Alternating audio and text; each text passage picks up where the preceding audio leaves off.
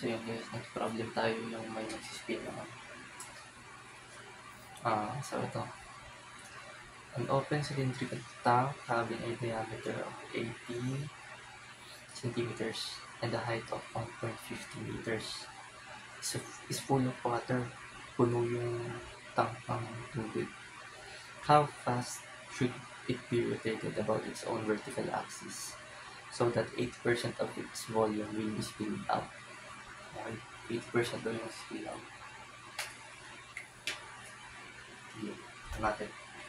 Sub.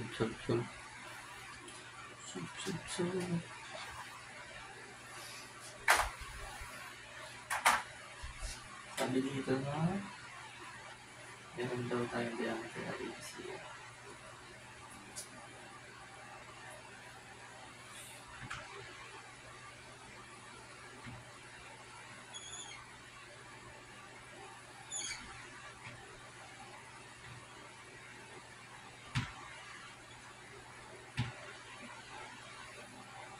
Tapos, diba?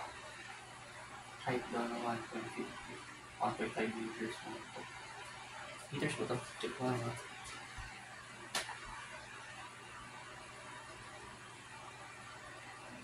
1.5, oh tama. 1.5 meters.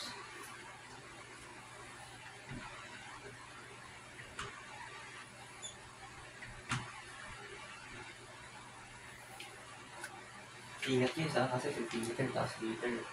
At pag isa din 200. Kasi sinasabi dito na full of water daw yung sa liter. So,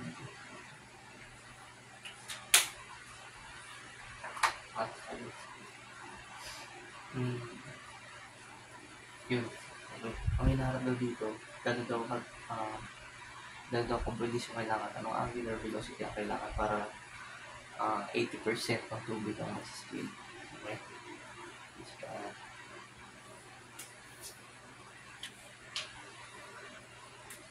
So, yun nga natin.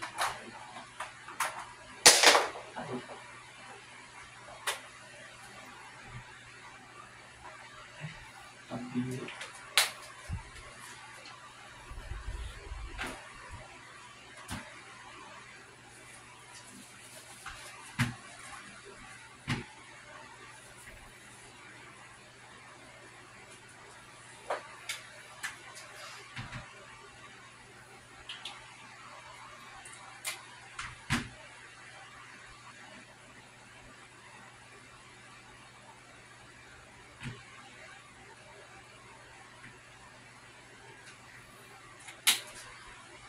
Tapos,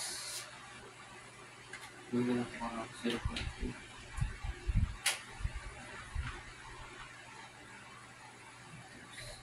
So, ang radius nito syempre nila radius yan. Tapos, sabi daw, 80% ang spill para natin natin yun. Sinasabi ko na 80% spill. 80% spilled yung tama ba? Rotated about its own vertical axis so that 80% of its volume will be spilled. Okay. So para masolve natin yan, di ba? Ang volume spill ay 8%. Ngayon, diba kanina, ang paraboloid natin is 1 pi r squared. Pi r squared. Why? Kapag dito naman, hindi natin kailangan si 1/2 kasi yung mismo volume ng cylinder ang kailangan natin. So, magiging ano lang siya. Pi r squared. So, 8% ng pi. Radius natin 0.4 squared. Tapos y natin ang tigil siya na y natin. So, makukuha ko doon ay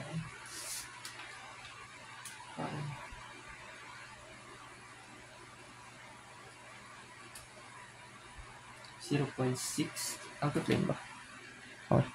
0.603185 186. Store nyo na lang.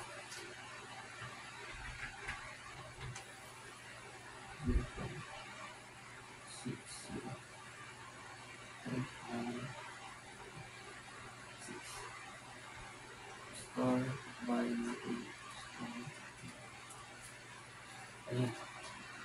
So, after niya, tawag dito, di ba kanina ang ginawa natin is volume spilled equals to volume ng ay, volume ng air is equal to volume spilled. Yun din yung volume ng paraboloid. So, kapag ginawa natin yan, check natin na.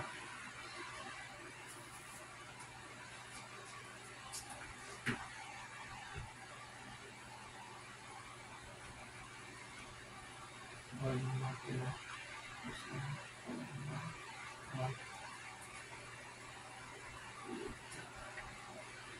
So, meron na tayong volume spilled, di ba? Which is yung 0.6038.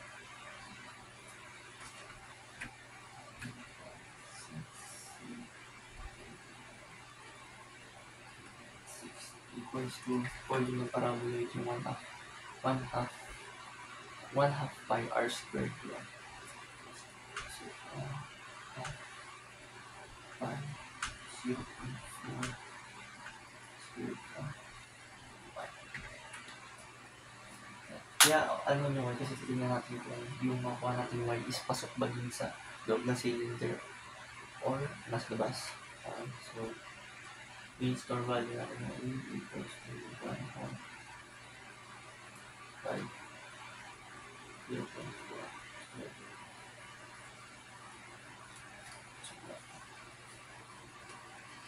Okay, yun ako kung may is 2. So, mali na nga yun. Ginawa natin y. Sabihin, wala sa loob yung paraboloid ng paraboloid pag nag-rotate yung pag nag-rotate yung vessel. So, let's go. Ay, dito lang.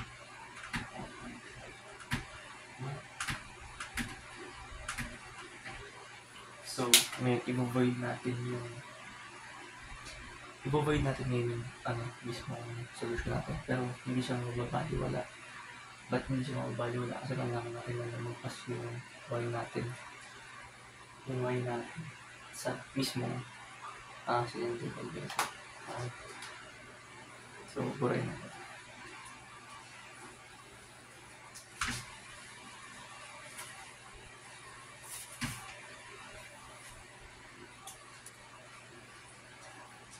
Next.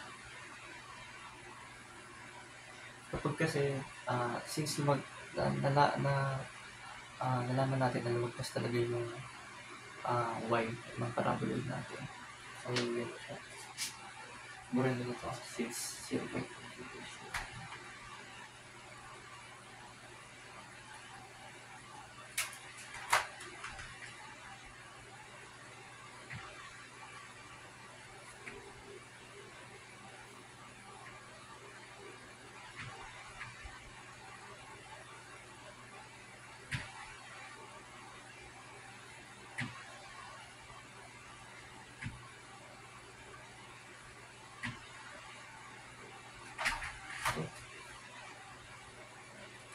Ayun. So, yun yung pero, ito, y pa din. Ayan, y pa din. Ito, yun yung y. Sabihin na natin yun. Tapos ito mo sa loob. X. Okay. So, gawin natin. I-block natin lahat. Meron na siyang big paraboloid siya. Meron siyang small paraboloid. So, di mo pwedeng sabihin na isang paraboloid lang yun. Kasi, yun, lumagpas nga siya eh. So, i-minus natin yung big paraboloid sa small paraboloid. Okay. Pero kanina, di ba may nakuha natin volume speed. So, 0.60 Tapos, may formula tayo naman pi r squared. Okay. Speed.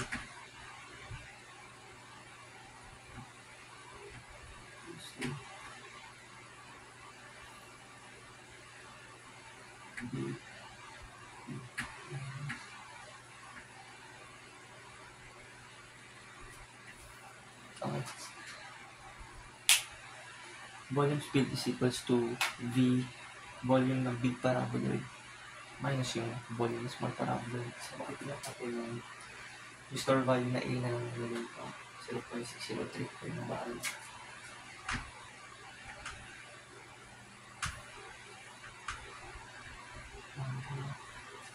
Yung R square natin dito yung 0.4 problema. Pero yung Y natin ay iba. Y na lang yan kasi hindi naman siya talaga totally na yung 1.5 kasi yung 1.5 yun lang naman yung sa vessel, diba? So Y naman ito. Minus yung small parabola. Yung small parabola ito. Natin ito ay ito ay X. So, may nakalili naman dito.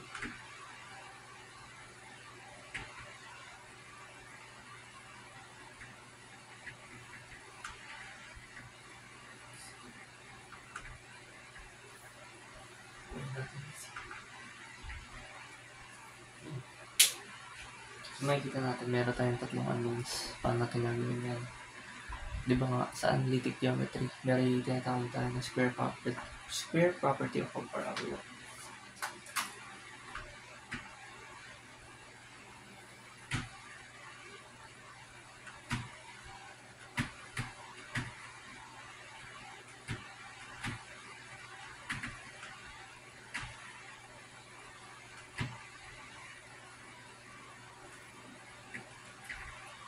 Sa square property of a parabola, diba? Parang rice run sa triangle. Pero ito kasi hindi pwede maging rice run lang kasi parabola siya.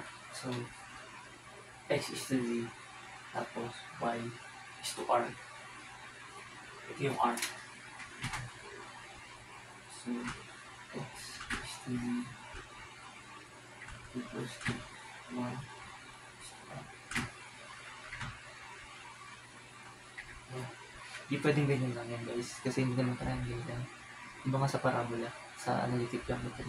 Pag, ewan kong may tatanong.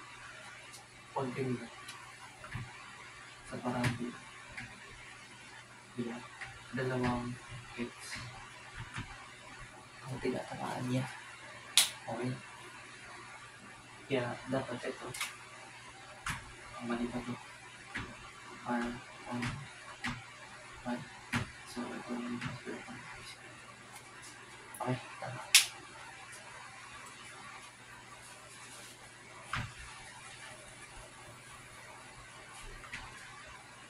So, paano natin gagawin yan?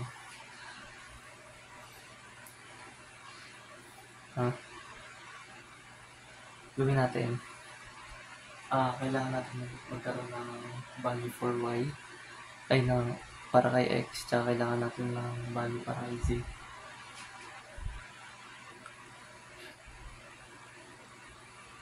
Para magawa natin yan, ito lang. Diba?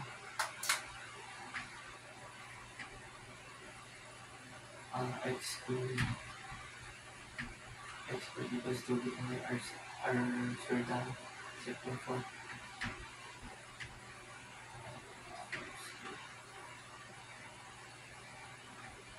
Cross multiply natin. Diba?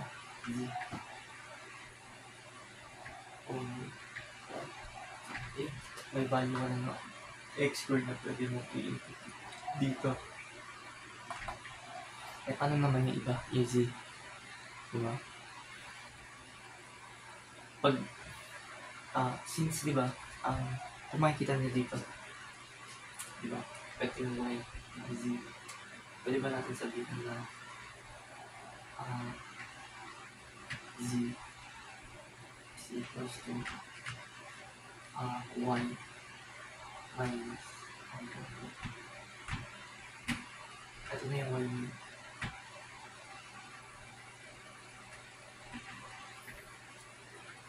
pwede naman natin sabihin na Y minus 1.5 equals to Z, diba? Pwede ito yung equation ko. Ito yung equation ko.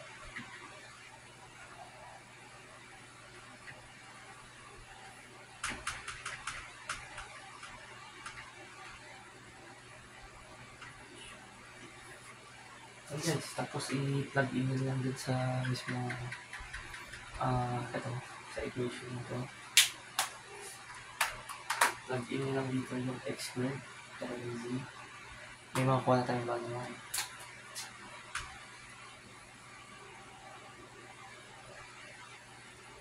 Yan, plug nyo lang yun dyan.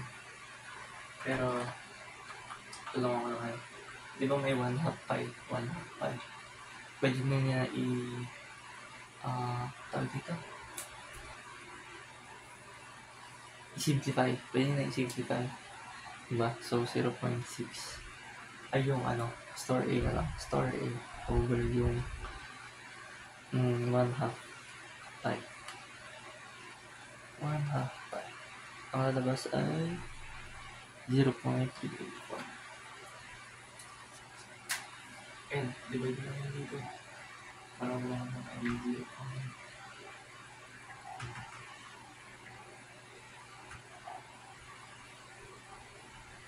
Equals to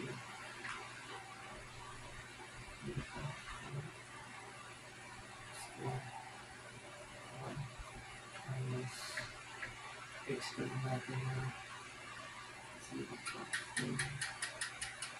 Tapos using natin na y minus 1/5.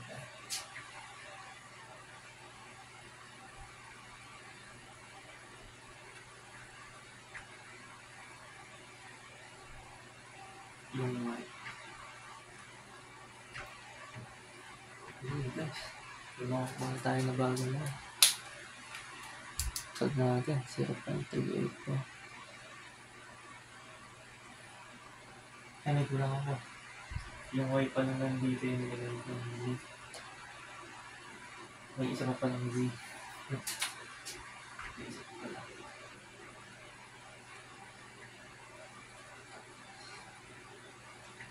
Ito pa ang z. So,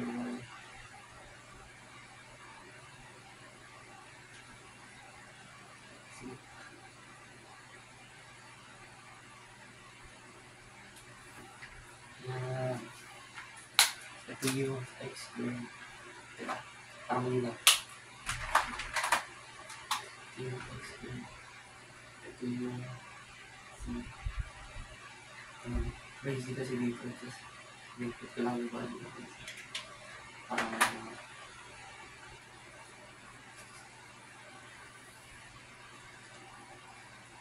So natin squared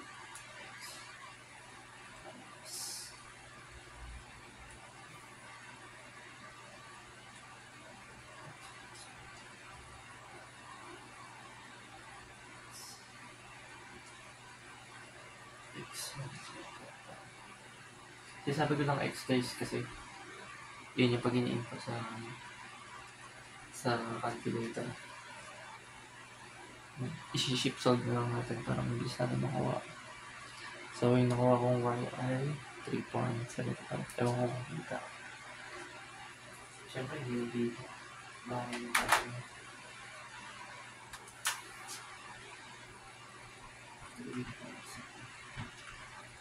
Tapos pwede na natin masabi na tama yung assumption natin kanina na lumagpas yung na may air na dun sa lumagpas na yung paraboid natin sa mismo cylindrical tank. Diba? So, okay yung assumption natin. Next, since may bago na tayong y, makakuha na natin yung angular velocity. Diba? Uburin ko na to guys .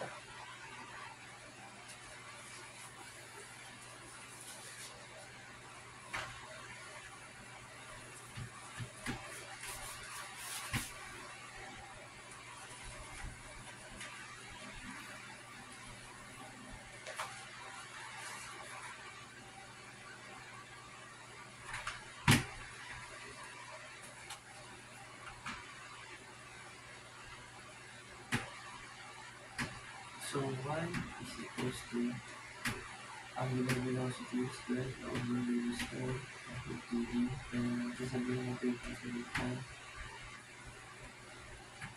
equals to r squared to. Yung r squared na gagamitin natin dito ngayon is yung 0.4 pa rin. Diba? Kasi dun naman siya sa sabi about 30 naman. So, 0.4. Tsaka yun yung radius ng cylindrical tank. Plus 2. 1.81. So, angular velocity. So, 3.75 equals to x squared. Tapos 0.4 squared na radius 2 times 9.81. Nakuha ko na yung angular velocity niya. 21.44 rad per second.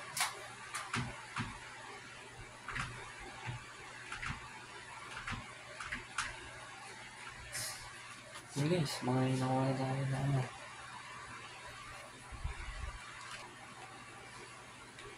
Tapos, since, kunyari, rad per second, tapos hinahanap RPM, pwede naman natin dito over 10.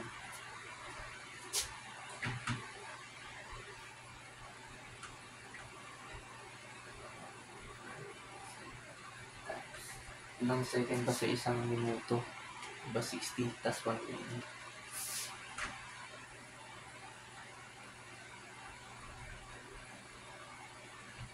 Tapos, sa isang revolution, meron tayong 2 pi.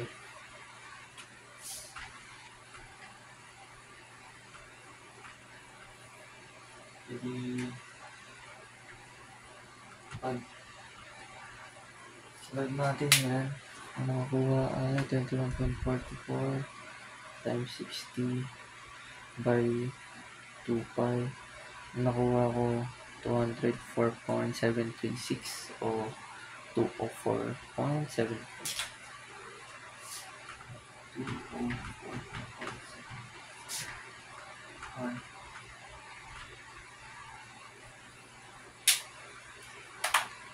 Okay na guys. Thanks for watching.